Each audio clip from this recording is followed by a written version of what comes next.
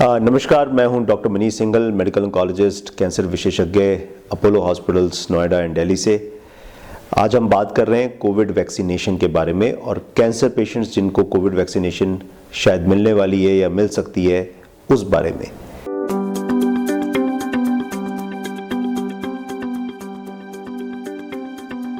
Covid infection and lung cancer patients, इसमें कोई doubt नहीं है दैट कोविड इन्फेक्शन जो है वो लंग्स को अटैक करता है और लंग्स की कैपेसिटी को कम कर देता है। जो लंग कैंसर पेशेंट्स होते हैं उनकी आमतौर पे लंग की कैपेसिटी ऑलरेडी कम होती है। एक तो इसलिए क्योंकि ज़्यादातर लंग कैंसर पेशेंट्स स्मोकर्स होते हैं तो उनकी ओवरऑल लंग की कैपेसिटी कम होती है, और जितने पार्ट को लंग कैंसर ने चेंज कर दिया या डैमेज कर दिया, डिस्ट्रॉय कर दिया, इसलिए ओवरऑल लंग की कैपेसिटी उनकी कम होती है। सो अगर लंग कैंसर पेशेंट को कोविड इन्फेक्शन हो जाता है, they are likely to suffer more because they become oxygen dependent more, and they may become oxygen dependent for a long duration of time even if they recover from the COVID infection.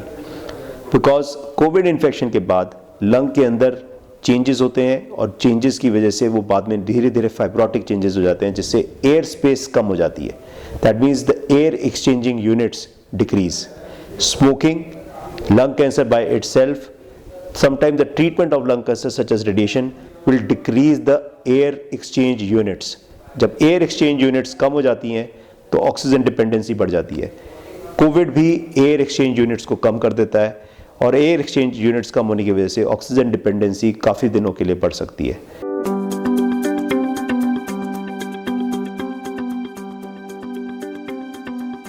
जब हम cancer patients के बारे में बात करते हैं तो जितनी भी वैक्सीनेशंस हैं, चाहे वो फाइज़र की है, मॉडर्ना की है, चाहे वो कोविशील्ड की है या कोवैक्सीन है, इनकी क्लिनिकल स्टडीज़ में अब तक कैंसर पेशेंट्स रिक्रूट नहीं किए गए।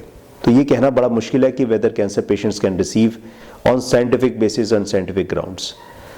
लेकिन ज़्यादातर मेडिकल एक्सपर्ट्स ये मानते हैं कि कैंसर पेशेंट्स जिनका एक्टिव ट्रीटमेंट ख़त्म हो चुका है, यानी कि वो किसी कीमोथेरेपी, रेडिएशन थेरेपी या सर्जरी के दौरान नहीं है और वो एक्टिव ट्रीटमेंट को ख़त्म कर चुके हैं या ख़त्म करने वाले हैं, वो लोग ये वैक्सीनेशन सेफली ले सकते हैं। इनमें से वो वैक्सीन्स जिसमें एक्टिव वायरस नहीं है, यानी कि लाइव एट्यूनेटेड वायरस नहीं है, बट वायरस का ओनली सिर्फ पार्ट है, जैसे कि मॉडर्ना वैक्सीन और फाइज़र वाली वैक्सीन में वायरस का सिर्फ एक प्रोटीन का एक पार्ट है। जो कोविशील्ड है उसमें भी सिर्फ वायरस का एक छोटा सा पार्ट है, पूरा वायरस नहीं है। ये वैक्सीन रिलेटिवली सेफ होनी चाहिए।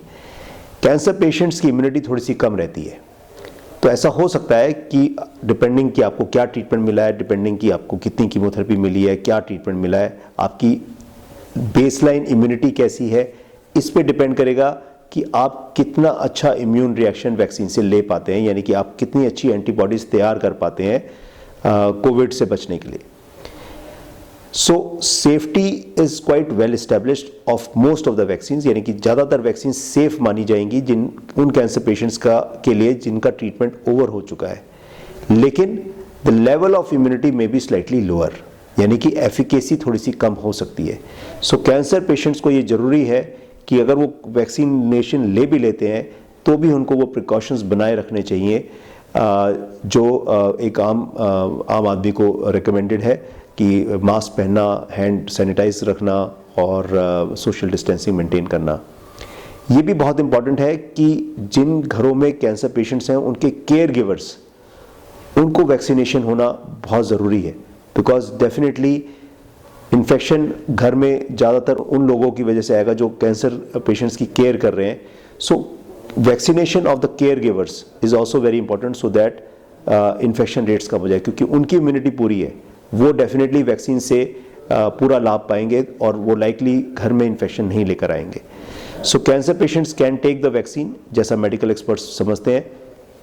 न्यू क्लिनिकल ट्रायल्स जो अब वैक्सीनेशन के ऊपर हो रही हैं उसमें कैंसर पेशेंट्स को इंक्लूड किया जा रहा है। We will have that information shortly, but most medical experts believe कि vaccine is safe. Live attenuated vaccine may not be safe, especially in cancer patients, but cancer patients उन्हीं को vaccination लेनी चाहिए जो एक्टिव ट्रीटमेंट में नहीं है। जो एक्टिव ट्रीटमेंट में है उनकी लाइकली इम्यूनिटी लेवल्स लो है और वो उतनी अच्छी एफिकेसी वैक्सीन की नहीं ले पाएंगे या नहीं आ पाएगी उनमें, but safety is almost always guaranteed. Lung cancer and COVID is definitely a difficult scenario and difficult to treat, and many patients who recover, what we have seen is they become oxygen dependent for a long duration of time. So prevention remains the key goal over here. Thank you.